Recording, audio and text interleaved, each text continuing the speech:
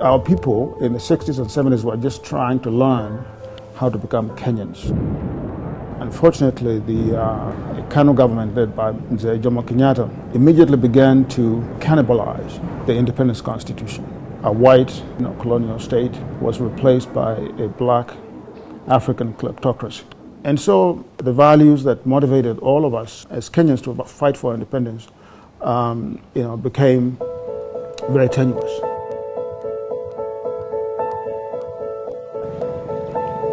And the most significant thing that Moi did for a human rights defender like me was release all political prisoners. Little did we know that just a few years later, he was going to have more political prisoners than this country has ever seen, especially from 1982 after the attempted coup. He became totally intolerant.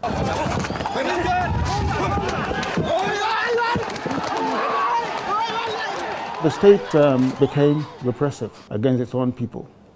And when the state becomes repressive, the first thing it does is to contract political space. The state was defined by arbitrary arrests, detentions, unfair trials, acts of police brutality, including assassinations, rampant corruption in society, the constriction of political space.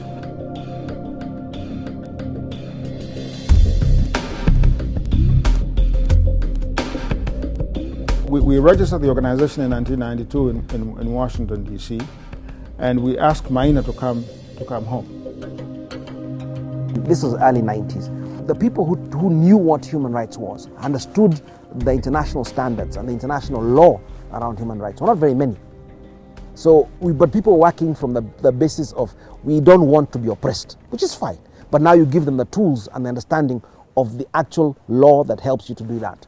So as NGOs are being formed and they're not getting registration, would give them cover. Would call them project of Kenya Human Rights Commission.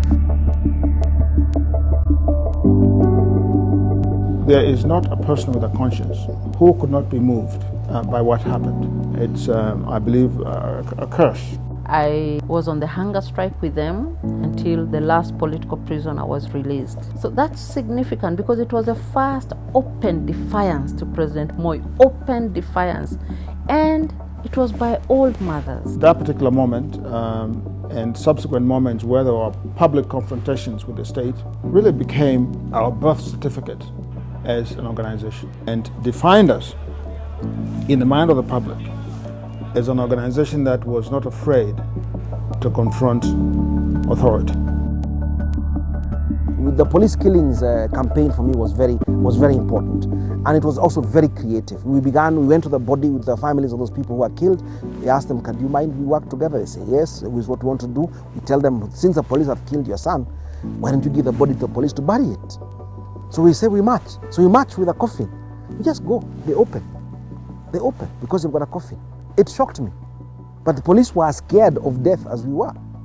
And so we took it and take it to Vigilance House. We leave it there and say police. They would beg us, "Oh, take it." I said, "No, you killed the guy. You deal with the body." So not only were we now doing that in terms of protesting, but we're doing further research.